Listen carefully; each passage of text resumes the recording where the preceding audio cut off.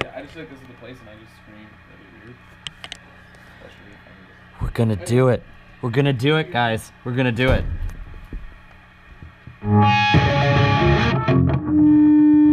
We started writing for the new record probably early to mid 2015. There was one day I think we just came in and had a couple ideas that we rolled off of each other, and that turned into, I think, 3 songs. I had just joined the band in around November, so from what I know, they had just released Drinking Hell, and they were touring off of that. But other than that, I didn't really know too much about the band or where they were previously or where they were heading to. So that's the thing. I just joined in November at the beginning of writing this new record. Every other record that we had done before this previously was done in a very different manner, whether it be a different roster of people or a different setup, or whether it was literally just me and Kenny. And also the ground was like not quite where it was supposed to be or something. So we cleaned it all up. It cost $20. Nice. But Wait, he made you pay for that? But this record, all of us played all of our individual instruments. You have John actually playing drums, you have Justin playing all the leads, myself playing bass, and then Dan's doing, lead vocals, rhythm guitars. This is where I sing. This is where I stand. This is the light that lets me see. These are the words. Celine Dion is gonna do guest vocals. Wanted to get a little drinky poo. Okay, let's go. So this is the first record that actually has so many other individuals collaborating on it. And then with this, it was like, okay, well, Kevin has this bass idea. What do I want to do with it? What's the vibe I get from the song? So it's really cool to actually basically interact as a band for the writing process. And it made things turn out a lot more interesting and a lot more diverse than I would have expected.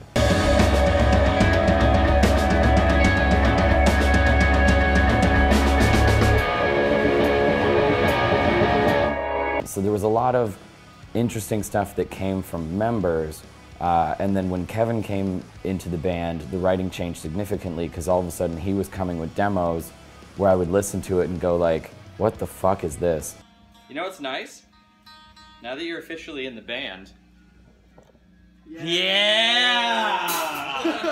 Yeah! I think for the first few songs, a lot of it was written in the rehearsal space, at our old rehearsal space, and then once Kevin joined the band, him and Dan started bouncing a lot of ideas off of each other, recorded stuff at home and sent them like via email or Facebook. And have to try and decipher what either could be done or whether it was even usable, and 95% of the time it was just like the context of how he would have put it together would have never encroached in my brain in my lifetime.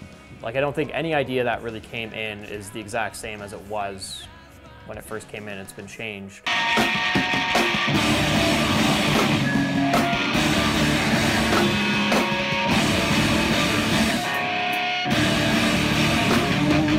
I would say this record stands out versus the rest mostly on account of, I would wager the heavier parts are a lot heavier in some songs, but the lighter parts get as pretty, if not a bit prettier, and we kind of really nailed that whole go from loud to soft to loud really well, at least in my opinion, but listeners will end up deciding. Song structures have really matured.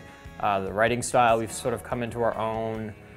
It's very dynamic. The cool thing about this record is that the songs go to a lot of different places that I don't think previous Sparrows material has gone to. From a vocal standpoint, I challenged myself a lot more to do things that weren't in my comfort zone.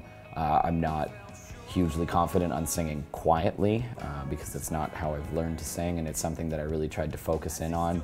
I think once people hear it, they'll get, that it was a totally different writing experience and it totally showed through. Like, it's almost like it's a different band playing the same style of music. It's kind of crazy. All right, everybody has their pants off?